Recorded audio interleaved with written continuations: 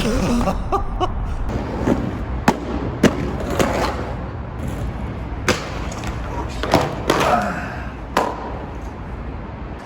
back to the Wheel Scene YouTube channel. It is the end of September in Scotland, so it's officially beanie weather. I think it's 5 degrees right now.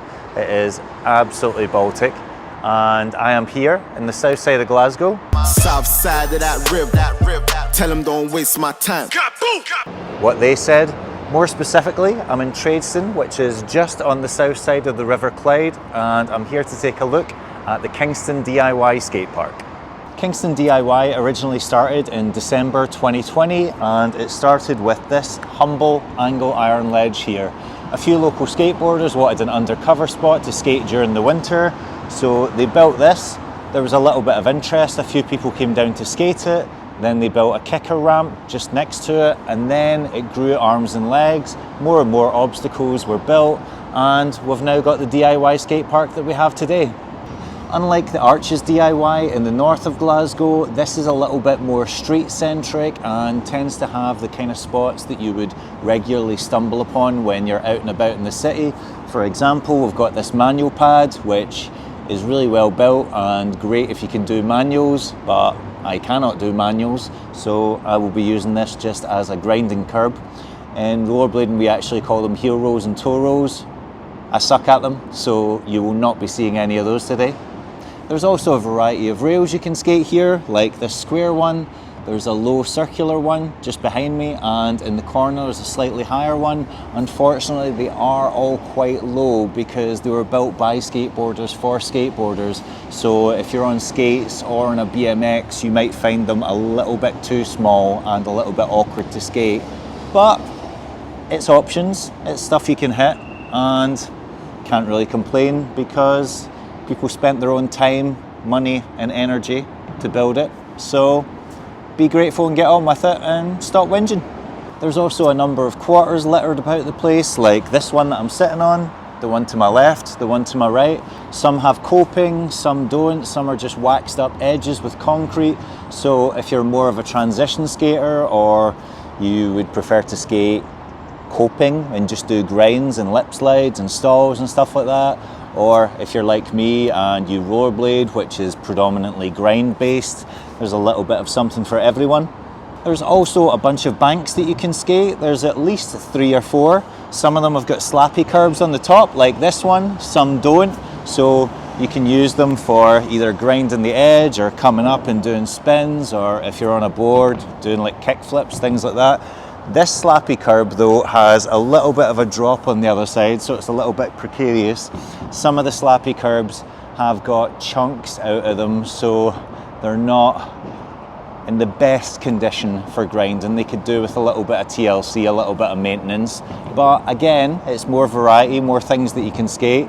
Do guys decide to come and join in the session? You gonna skate the bank? He's not really much of a bank skater. Nah. Oh, you thinking about it? Nah, he's not really. He's more of a vert ramp and handrail kind of guy. So he's gonna chill in this one and just hang out, maybe film some fisheye.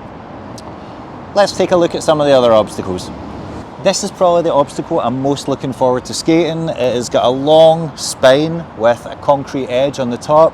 There's also a box there, although it's looking a little bit mangled. It looks like it's kind of falling apart a wee bit and needs rebuilt.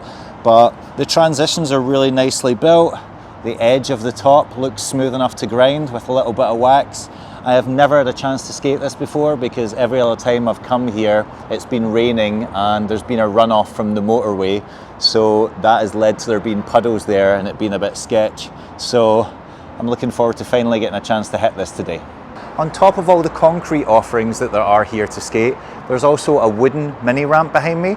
This was donated by Leith DIY, which was a DIY project in Edinburgh. It used to be significantly bigger, and a group of skateboarders had it in a lockup. They owned some property and it was behind a gate, so only they could skate it, or people that knew the key code, and they weren't very keen on letting non-skateboarders skate it. I don't think any rollerbladers or BMXers or scooter riders ever had a shot, but after they ended up giving up the lease to that bit of land that they had, they managed to ship this all the way from Edinburgh to here. I'm assuming they did it in parts with various vans.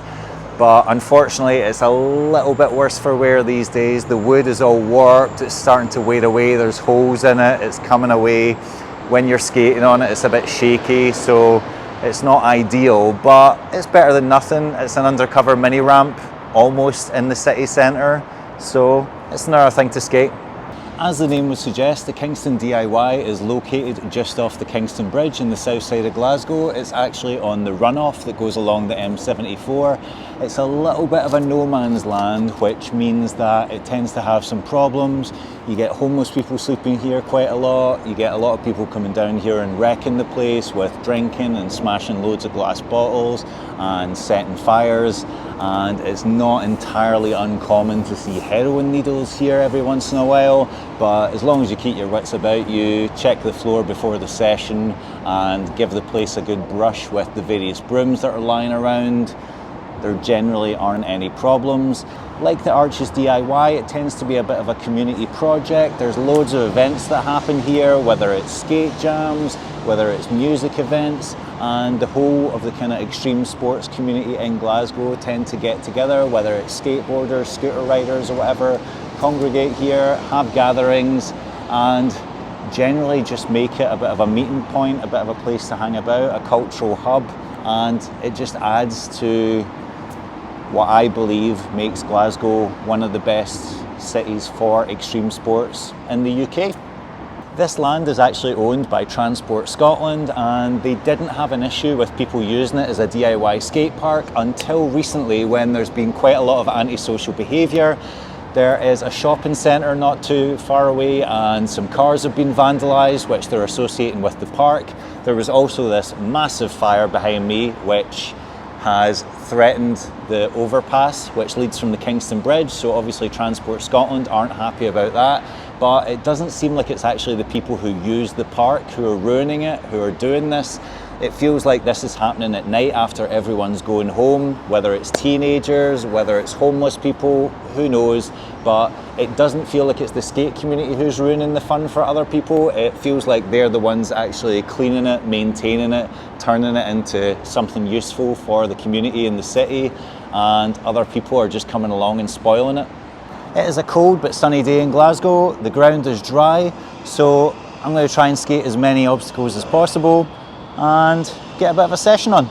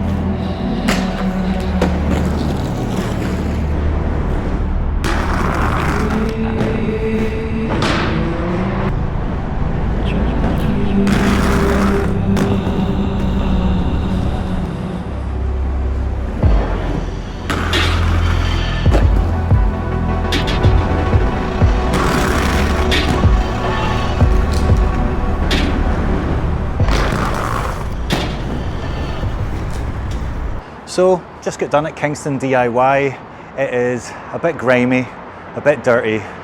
It's covered in pigeon shit and there's broken glass everywhere, but it's a DIY skate park underneath a motorway bridge. So, what do you expect?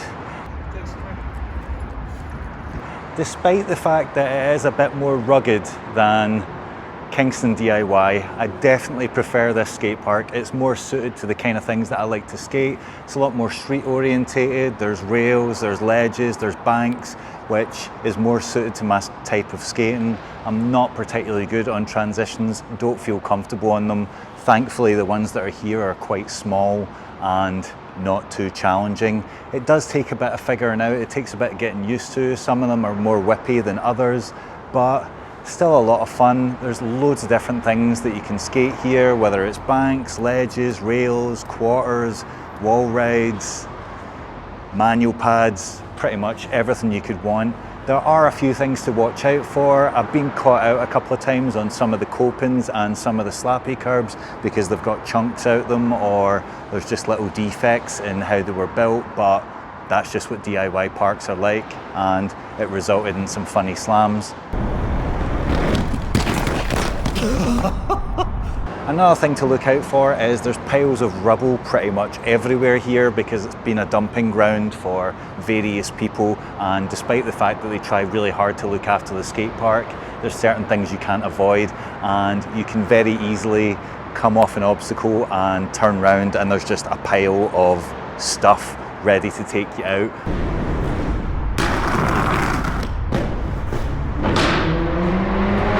That's probably one of the most dangerous parts of the skate park. That and the fact that if you come here at certain times, you might have to encounter gangs of teenagers or drug addicts or homeless people wandering around who generally want to cause a nuisance or potentially want to rob you. So it's the kind of place that I would advise either coming during the day, coming with a group of people.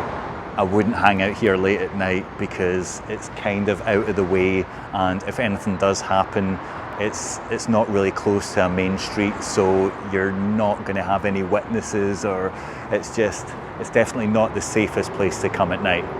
My favourite things to skate here were the original angle iron ledge, which was one of the first obstacles that was built here. It slides really well, built really well, it's a decent length and just really fun to skate. Another one was the highest rail that's in the park, which is a slight down rail, which is quite fun and semi-challenging to skate because there's a pile of rubbish at the bottom of it on the right, so you had to be proper topside, otherwise you're going to fall into whatever the hell is in there. I don't even want to know, but you don't want to fall into that. So it was a nice little challenge doing tricks and just trying to avoid that.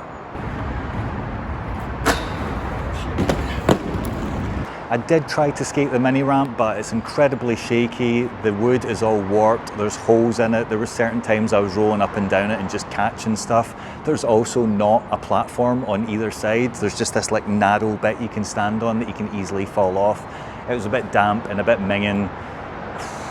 At this point, it's basically just firewood. It's not really good for anything. I got one really lazy fish brain stall without a grab and then decided that was enough. All in all though, I'm a really big fan of Kingston DIY. I would definitely skate this over Arches DIY just because Arches is a lot more transition based, it's a little bit bigger, whereas this feels more like a plaza setup, which is the kind of thing I enjoy.